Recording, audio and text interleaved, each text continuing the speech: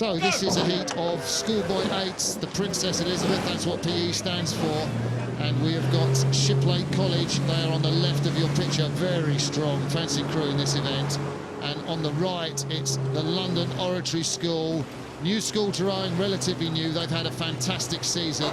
Won the first eights at the National Schools Regatta. That's the event. You either enter championship eights for the top schools like Eton, Westminster, Hampton, and St Paul's. And if you don't feel you're quite up to that standard, you enter first eights. And there's a lot of great schools in that. London Oratory, of course, a state school.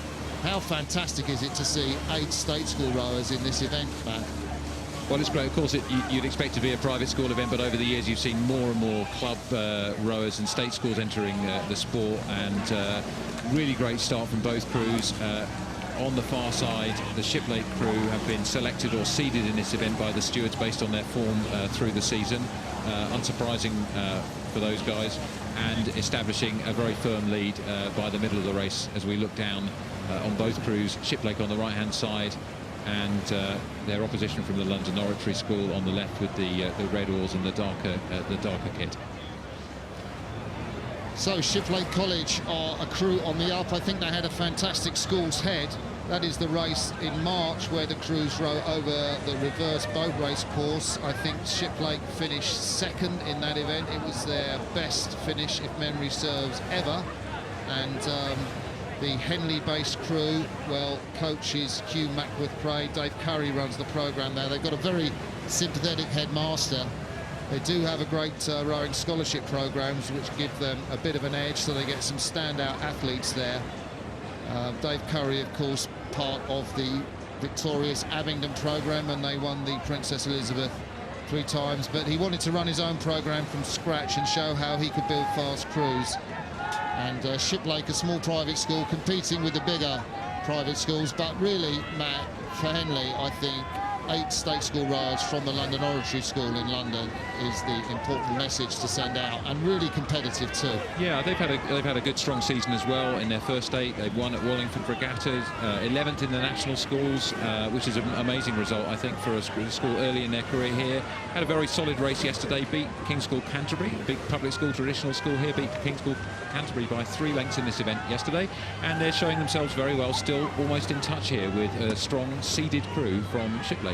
So led well by Thomas Quinn in the stroke seat, and then behind him Bevan Pereira, such a good season, and then the big man in the 6th seat for London Oratory, Ben Dickens.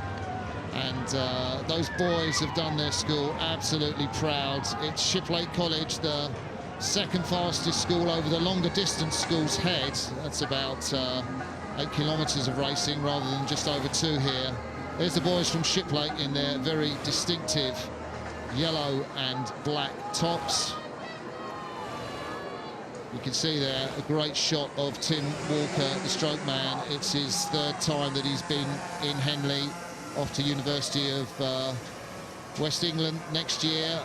Great rowing programme there. Of course, Pete Reed, the double Olympic rowing champion, now in the men's 8 for Rio. Will he get a 3rd Olympic medal? He started his rowing in the University of West England, UWE, and well, Tim Walker is bound there. Look round from Jamie Pons, the Shiplake Cox, just checking that they can respond to any attack. And the Oratory are not out of this. They're not giving up. They are coming back slightly. Well, a fantastic effort from Oratory. I think only their 2nd time at Henley. Really very clean timing, technically looking good and looking strong. And I think the Shiplake crew are not in their comfort zone at this point in the race. They should be in the closing stages, hoping to be able to ease off a bit. But the Oratory are coming back at them and coming back at them and coming back at them, and that's making them a bit unsettled, a little bit ragged, perhaps, and perhaps a little bit less comfortable than they might have hoped for today. You can see how well they're moving from that lovely shot overhead there, and you can really see that feeling of rhythm where you push the boat with your legs through the water and then try to let it run for you, let it do a little bit of work for you between strokes, and you can see the puddles, the marks the blades making the water, and they're just passing down the river over the top of the puddles from the previous stroke and onto the next one. So Shiplake School did respond to that challenge. When Jamie Pond looked round, he saw the danger, he closed the door, he urged his stroke man Tim Waller to do something. Shiplake are going to take this race, but London Oratory School, well, not only are they a great rugby school, the state school, they compete with the top independent schools in rugby. They can do so in rowing, and there are the boys. Won the Child Beale Cup at national schools for first states this year.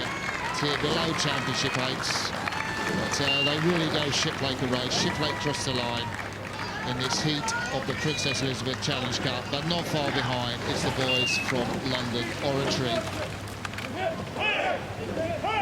Congratulations to both crews.